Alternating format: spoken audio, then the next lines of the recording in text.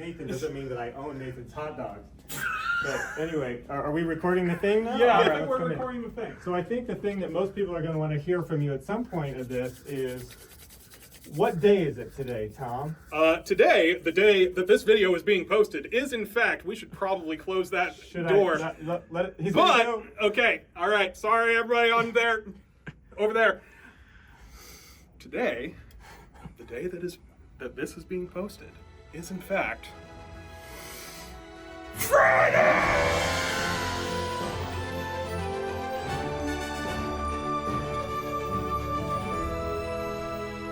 Nate, would you like to see what's going on with science? Would you like to see this nice tech tree we've been working hard on? I sure would. Let's take a look. Awesome. And while you're bringing that up, I'd like to introduce ourselves. Oh yeah. Who are you? I'm Tom Vinita, feature lead on Kerbal Space Program 2. I've been here for a while. You have been here for a while. You may remember me from many videos in the past. I'm back. I'm still here. I'm alive, I promise. And I'm Nate Simpson, Creative Director. You've been working a lot, among many things, on the tech tree. Yes. So why don't we take a look at it together and talk about what you've been doing? So we're gonna get in on a new game here. I'm gonna switch our game mode to exploration mode, which is new. Yeah, you want to talk a little bit about what to do about exploration mode? So what we have in Sandbox, of course, is you build a rocket and you fly a rocket somewhere, and you're good. Exploration mode, you now have a reason to build that rocket and fly it somewhere, because you're gonna go and you're gonna do a mission and you're gonna collect research reports, and you're going to get these nice shiny new science points, and you're gonna go spend them on this tech tree I've been working on with everybody else on the team. After you do that, you're gonna get a bunch of shiny new toys, and you're gonna use that to build an even bigger rocket to go even further, to go get yourself some more science points, come back, get new shiny new toys. It goes on and on and on and on. Now there's a game. There is a actual game, and there is a reason to do things. There's motivation, and you can build the big rocket of your dreams, and actually there's a point to it. You're not just doing it to do it anymore. It's gonna be great. I'm gonna have trouble matching this guy's energy level. There's a lot of pent-up mania that's like been. You haven't had me on camera for a while. I've gotten slowly gotten more feral over the COVID years, and it's all gonna come out right now. So here's the tech tree. Tech tree is what you're familiar with from KSP 1 and a lot of other video games of the like. But there's some quirks to what we've got going on here. You buy a tech with science points. We currently have 0, so we're gonna have to go do something in order to actually get those science points. And when you buy those science points, you gain access to new parts in the VAB. The tech tree is, I believe, last count I made, we are looking at 85 nodes for the 0.2 release. And the tech tree is divided, helpfully, into these tiers. So, basically, how we have decided to organize this is we want you to be focused on a specific leg of the tree at a time. Each tier has this sort of exponentially higher cost. So you go back to 1, highest cost is like 180. And you're going to have to do some stuff around like Kerbin, Mun, Minmus to actually get that. Tier 2, highest cost is 1,100. So you can bum around Kerbin, Mun to get that science and like get what you need to unlock that tech node, but it's going to take a lot longer. It's going to take a lot more work. You're going to have to visit a lot more science regions, maybe find a discoverable, maybe do some missions or something. Or you can go over to Duna, which we helpfully have right here as your new like main target, right? So Tier 2 is like kind of where we want you focused as you are heading to Duna and like expanding out into the wider Kerbolar sphere. Tier 3 are our techs for focusing on so here's the thing. I hear people pronounce it Tylo or Tilo. I always pronounce it Tylo. I pronounce it Tylo. We are the deciders, right? So it is Tylo. Well, we thought it was Moon, and then we were told it was Mun. And no one remembers that. It's Mun. It's Tylo. Mun. It's Mun. It's Mun, and it's Tylo. Okay, Tylo officially. Tier 3 is sort of as you are exploring like Jewel and its larger sphere of moons, and Tier 4 is your furthest reaches of the Kerbolar system. As you are undertaking detailed missions to like into Eve's atmosphere, right, and also like faraway places like Drez and Elu. So what are some of the parts that you're unlocking here in Tier 4 that unlock? I see space planes. Yeah. What are some other things that kind of facilitate the most advanced kind of Kerbal gameplay? So you'll notice as we get to Tier 3, like kind of a big unlocking bit. I know a crowd pleaser everyone likes is the swerve. This is kind of the capstone, but also like often I see the swerve paired with like some the very large spherical hydrogen tanks. Right. So Tier 4 is where you're going to start getting those, and also the extra large Methalox tanks. We give you a lot of the bigger. A lot of the extra large, just like structural parts and like building your big old space barges. You'll notice that like Tier 1, Tier 2, Tier 3 all have like about like 20 to 25 nodes. Tier 4 has some space. This is going to get filled in later updates because Tier 4 is also, in addition to this is you exploring the larger Kerbolar system, it is eventually going to house the beginnings of the colony of our colony technologies as we move towards the 0.3 update. So until then, our capstone for exploring the Kerbolar system is just here, make a really big rocket, which is great. We love really big rockets around here. But eventually, this is going to be the start of your colony progression, and that's going to go into an eventual Tier 5, Tier 6 we have planned. This will extend out further as development progresses. Notable new bits here are our experiment parts. As you are going along, you are unlocking new ways to actually get new science and also new form factors for those experiments as you're progressing, and they're new parts and they're cool. I like them. They've got dealy bobs on them and bit boops and and you hit the button and they work, and they get you the thing. Mm-hmm. Yeah, it's science. You getting this? Because this is gold. You're doing great. This is great. So.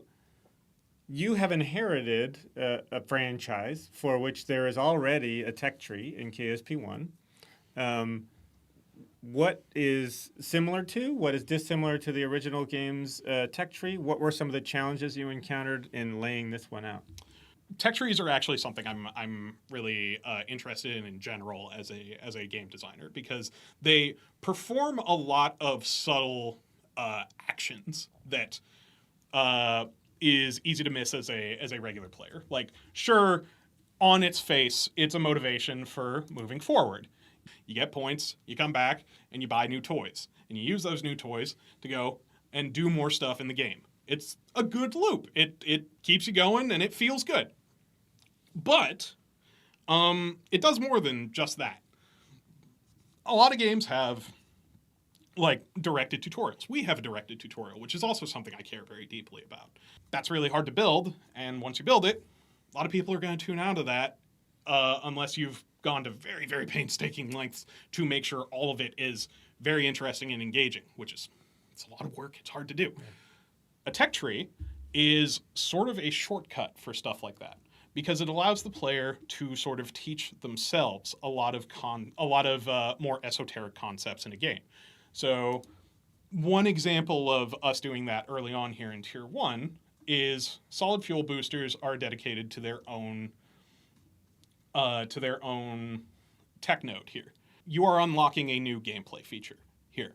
And this is an opportunity for you to go to the VAB and play around with this new stuff you've got. And your focus is on this stuff because it's the shiny new thing you have. And you're going to actually sit with it and play with it and learn it. This is for a new user, of course. Everybody out there who's watching this probably knows what a solid fuel booster is and knows the implications of it.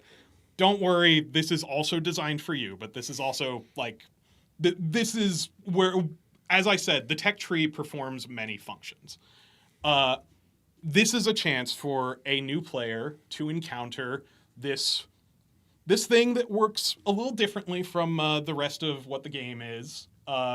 In KSP 1, they start you with a solid fuel booster. We've made the decision to give you Methalox first as your opening bid to like kind of reinforce like, here's how you build a rocket. Here's the command thing. Here's the fuel tank. Here's the engine. Those are the three things. Yeah, and the first engine is the swivel, correct? So that you've got gimbaling, so that your vehicle's a little more stable the first time it goes up. Yes. Yeah. I'm trying to make sure you have like all the basic components to kind of get out there and do something right from the get-go, and then we are layering new concepts on there. So we have, like, technically speaking, you can do radial attachment before you have this light launchers bit here. But the idea of radial boosters really comes into play when you actually have a decoupler to build them. And also, a great engine for radial boosters is the Reliant engine, because you're going to use those to get off the launch pad, but you're not necessarily going to use those for in-space flight. Then we layer on that. Here's your solid fuel, and also, hey, here's an engine for going into space. Here's the Terrier. And going so on and so forth, and it loops like that, right? One thing I've that's kind of helped me really enjoy the game as we've been testing since the R&D center has arrived is the challenge of making something with all of these locked. Like, I know we have a little bit of an in-team rivalry to see how far people can get into the Kerbal system with just the tech in the first node. So, I'm very, very curious to see what members of the community are able to achieve. Like, I have no idea what the theoretical maximum is. I suspect we're going to see someone like Matt Lown flying to Elu with this tech level. But it does add another kind of layer of challenge to the experience to see how it's like a kung fu master training with giant sacks of rice hanging off their back. Like it does add another layer of challenge that's quite compelling. Yeah, that's something that I'm really excited for in general. Like, even just going beyond like just starting rocketry, and a reason I really like this tier concept that we landed at is it's, as someone who has set up a lot of playtests for this game over the years, it's very difficult to concisely explain to a group of players, you can use this part, this part, this part, this part, this part, this part, this part, and this part, but not this part, this part, this part, that part, that part, the other part. This provides us a shorthand when community members are putting together their own challenges for YouTube videos or just like stuff they're posting on the Reddit of like, hey, I made it this far with just tier 1 tech or just tier 2 tech. And it also is helpful for us because we can turn around with our weekly challenges and start saying like, hey, do this, but only with tier 1 parts, tier 2 parts, do it with just starting rocketry. And it's gonna... It adds a lot of different dimensions for like figuring out how to solve these various problems, and that's also going to come through in the general gameplay because sure, you know how to get to the mun, but maybe it's been a while since you got to the mun with a restricted set of parts. and how you would actually design for getting to the mun with that restricted set of parts is different from what you would normally do. I'm also excited to like allow people to kind of reacquaint themselves with the fundamentals and the basics. Can I ask, since we're here at the beginning of the tech tree, can you speak a little bit to how in the original Kerbal Space program it was possible to collect quite a lot of science just around KSC? How has the core gameplay changed when we're talking about getting that first batch of science and making your first foray into the tech tree? That is an excellent question. Thank you. I could even just walk through the opening bits of science that we've put together here. So we have missions. They give you science as an extra bit here. I am going to track this mission, get us going quickly here. And the first thing we ask you to do is just go up, right? Nice and simple. So, walking through the optimal here. And for the new players who might be watching this, what Tom is doing is he's placed a command pod, then there's a decoupler below that, a parachute on top of it, and then a fuel tank. Yes, so this is the basic construction of a rocket, right? The decoupler, like I won't get deep into what the decoupler does because we got a lot to get to. But like, decouplers separate things. Yeah, it separates a thing. It breaks off the bit of the rocket that you don't need anymore when it runs out of fuel. Yep. So here we go. We're gonna light this puppy. We have this helpful science button here that the research report feature team has been hard at work at and like adding a lot of great polish to that I'm really excited about. Basically, this will tell you, hey, you can get science here, and you can press this button. All of your experiments are now running. So we have our crew observation worth 4 points. That gets us a little ways to getting what we need. I could, if I wanted to, jump out and go get a surface sample from KSC, and that would be my starting science. I'm not going to do that because I won't be able to get back into the rocket. So instead, we're going to light this candle. There's a countdown taking place. If we had the sound turned on, you'd hear a countdown. Yeah. Now we're seeing, here we go. We got the water spraying, got the sparks going, and whammo, there we are go. Headed to space. Well, headed up. Headed up. This isn't going to quite make it to space. Well, let's see how far you get. Nice new clouds. Yes, this is the beautiful work of Gassen Lamar, a.k.a. Black Rack, of Scatterer fame, who's now on our team and has updated our atmosphere system and clouds. All right. Okay, bye-bye fuel tank. And we have actually completed the mission we need to do, but I want to make sure Bob makes it to the ground safely. And while you're here, can you mouse over the science action button so we can see that it says a new research location from where you were before, right? Now it says Kerbin, Atmosphere, Water. That means there's new science to gather. And look at that, another new crew observation. Yeah, and what I probably should have done is I probably won't be able to, like, control my descent by kind of gliding my thing. Oh, you're trying to get to the water? To get out, just get outside of KSC, outside the range of KSC. So, like, if I wanted to glide, like, over there... I think this is probably not going to work, but I'll try. I don't think I'm going to make it anywhere near, but I am curious to see how far off from the... Hey, hang on. Just... Okay, doing this with fast forward. Just scoot. Just keep scooting. It's working a little bit. I should deploy my parachute. Yeah, you're pretty low there, friend.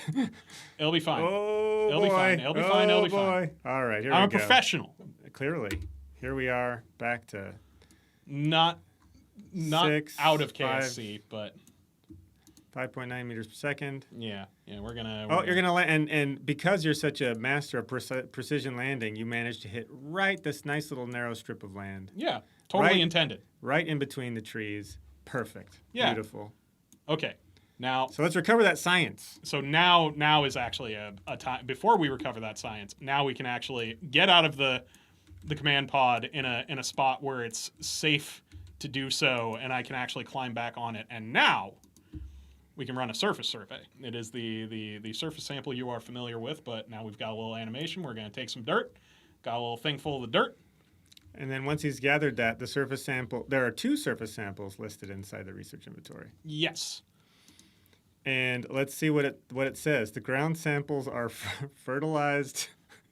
Is there a way to maximize the samples gathered around KSC are dirt, small pebbles, and some interesting leaves that might make a pretty display. The ground samples are fertilized loam, small pebbles, and a chunk of asphalt. Tarmac Henry is going to be furious. Oh, Tarmac Henry. It's good. That's good work by Jim. So this number is incorrect, but we'll that's a lot of science. Yeah, wow. that's more than it should be. But that's fixed in a later build. But we can transmit some of these, and we get one nice little button to just transmit everything at once. And the surface sample, the actual sample, we have this concept of data and samples for all of our experiments, right? The data you can transmit back to Kerbin for a full reward, so long as you actually have a ComNet connection back to Kerbin. The samples you actually need to bring back. You need to return to you need to land back on Kerbin and recover the vessel with the data intact. Got it. So we've recovered our vessel. We've got the science. Now we're going to go we'll probably go to mission control to redeem our rewards from the mission we just achieved. Yes, we're gonna go to. We can see on the mission tracker, launch a rocket is checked off and done. Yes. We're gonna submit. We did not check in with Carrie last time, but she had some kind words for us starting out in the mission briefing. Well, I'm gonna click through this just for the sake of getting us going, and we've got some more science points on top of everything we got there. Nice. So let's see here. So we're going to the R&D center. Yeah. Look at that, 147 science. What a haul. Yeah. So what are you going to unlock? You decide for me, Nate. Of course, we got to start with the light launchers. But, I love a solid fuel booster. Let's get that under, and we can get our first actual science part. Love to get that. That'll really multiply our power. What's in the probes node? That's going to give you the Stay Putnik and all of your basic love a battery. Yeah. Batteries are important. Yep, and love an antenna. We'll need that. Yeah. I want to see what's in aerodynamics and stability. So this is going to give you a reaction control. Oh, that's big. And then also an all-moving control surface, which actually gives us an aerodynamic part that helps us steer. So that's great. Let's do that. So your capabilities expand like pretty rapidly as you are getting into Tier 1 here. I want struts. I like to have a strut. Struts are good. What's living in orbital rocketry? Rocketry, that's going to give you the Terrier. Ooh, that's a good one. Yeah. And then we got 32 left to spend. Why don't we take a look at lights and utilities? Yeah.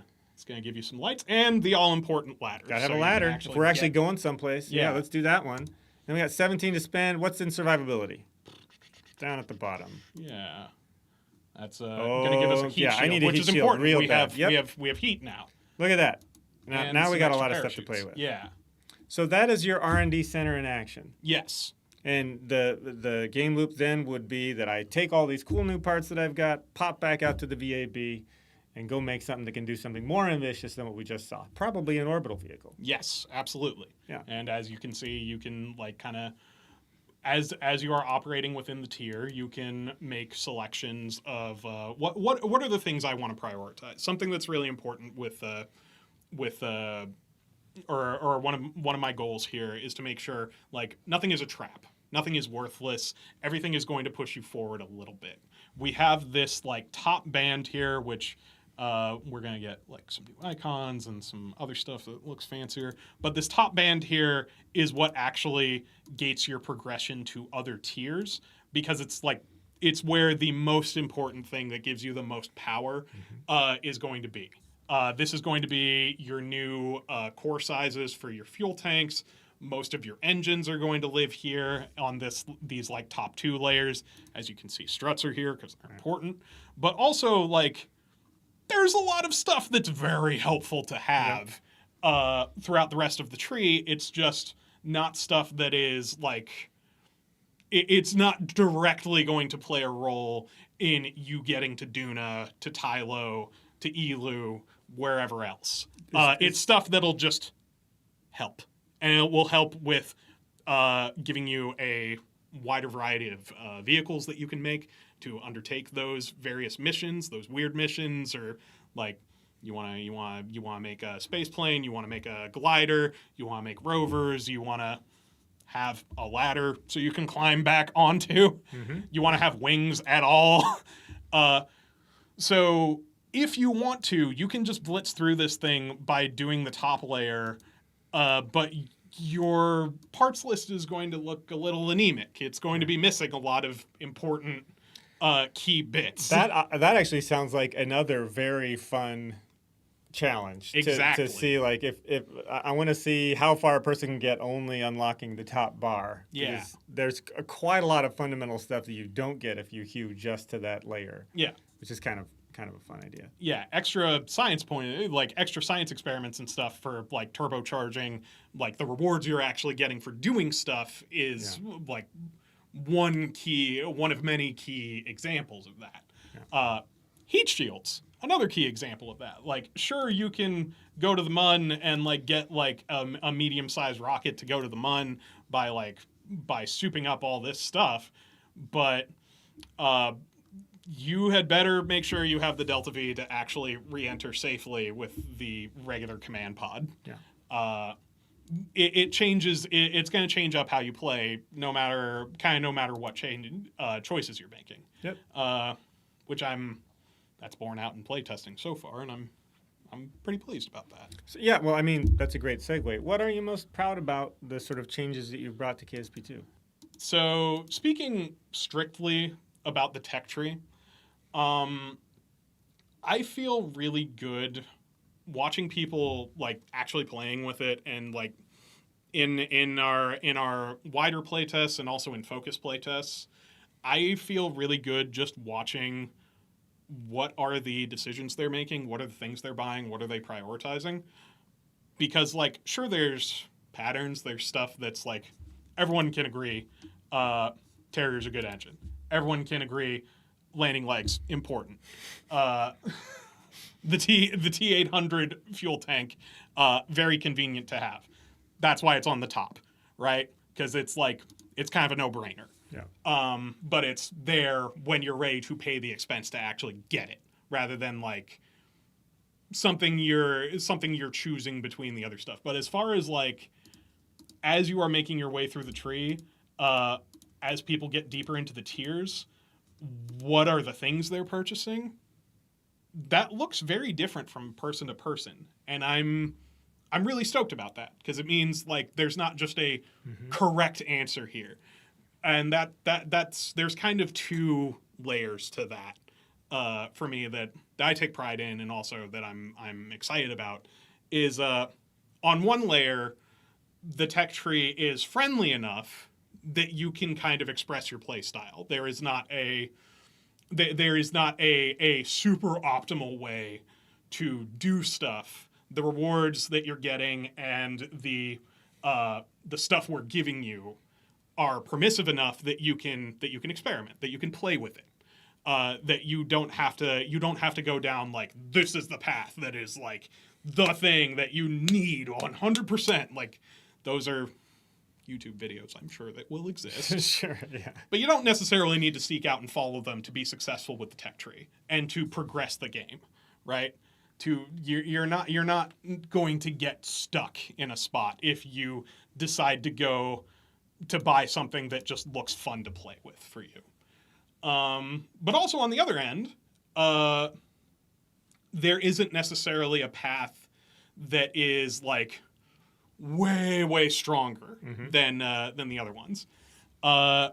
The other thing that I'm really pleased with the tiering system is so we kind of give exponential rewards to not force you, but like push you, prompt you to go out further and further into the Kerbolar system. Something that was a major goal of ours from the beginning was there's a whole star system out there to play with, but in a lot of cases, people would play KSP1 for like a couple dozen hours. They would get to the Mun, and they would say, boy, that was hard. I'm glad I beat the game. And then we went to all the trouble of making all these other planets. Yeah. It would be nice if they visited them too. Yeah. And you were intimately involved not only there's a kind of corollary to all of the work you've done here on the Research and Development Center, which is setting up how much each research location across the Kerbolar system pays out in terms of science, right? Yeah. So I'm also working on I'm also like I'm driving the discussions around like how much do we actually reward people, which is kind of a function of how much the tech tree costs, which is an ongoing conversation, but I feel pretty good about where we're at right now for this 0.2 release. So for the time being, though, it's important for the player to understand that the more ambitious the goal, the greater the science payout. Yes, that is the very key thing, is the more difficult a thing you are doing, the more science you're going to get for it. Can I also maybe stress that even though maybe the total number of research locations per celestial body can be a little bit less, especially in the case of certain celestial bodies, but that we've held ourselves to the standard of there being an obvious visual distinction between science regions, so that you can tell I am in a new place and I will therefore likely get new science here, but also you mentioned discoverables a little earlier, and I'd like to define what that means. A discoverable is a point of interest, a one-time unique point of interest that is very vividly different from everything around it, that also yields a science research payout, like a bonus. So as you're exploring across the Kerbolar system, there will be this sense, and there are several dozen of these discoverables across the Kerbolar system. There are quite a few of them.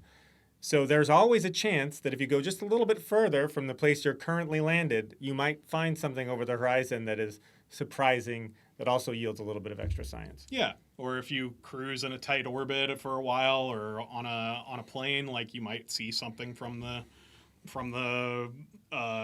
air that you wouldn't expect. But yeah, that's all stuff that will tie back into the tech tree. And to walk back to my original point that I was trying to get to was basically, as you are being pushed out further and further to these places, if you are operating within the Joule system, you aren't necessarily making choices between like, do I want long range generation or do I want introductory construction? As you can see from the costs, that's a no-brainer. Yeah. You just get these. Eventually, you hit a point of progression where, like, you get the stuff in the earlier tiers basically just for free. Yeah. So long as you're actually pushing yourself further and further out into the Kerbolar system. So that's the other function of the tier concept is we want you to be thinking about this page right here. Not like the whole rest of the thing, not the whole rest of the thing at a time, because it's still like this is a lot of stuff to pick between. We're looking at 5 right here, right? And that's a lot of choices to talk about. And like I've seen plenty of people even agonizing over like Pope, for example. I've watched him be at light launchers and have like 80 science to spend. I've watched him agonize over this decision for like 5 to 10 minutes. So like, I don't want that to compound as people move further and further into the tech tree. I want them to generally have roughly the same amount of options throughout. So very generally speaking, each tier appears to increase the science cost for a given node pretty much by a factor of 10. Is it sort of an exponential step on each tier? It varies. It's in that neighborhood? It's like more of like a 0.5, but also sometimes it's like a 0.3. There's a lot of math that has gone on, and there's a spreadsheet I can show you that is pretty gnarly. I'm sure the fans actually would kill to see that spreadsheet. I mean, we could get footage of that spreadsheet potentially. I think that's safe. Maybe. Let's have that conversation at another time. Yeah. So thank you so much for showing all the stuff you've been working on in the R&D Center. This is really exciting stuff. Is there anything you want to say to the fans? Genuinely, thank you all for being with us on this ride that's gone for many years at this point, and sticking through it. I'm really proud of and really excited about the stuff we have for 0.2. I think all of you are gonna really, really love it. And for anyone who's checking the game out fresh, I hope you have a really good time, and I hope you learn some stuff about space, because that's what this is all about.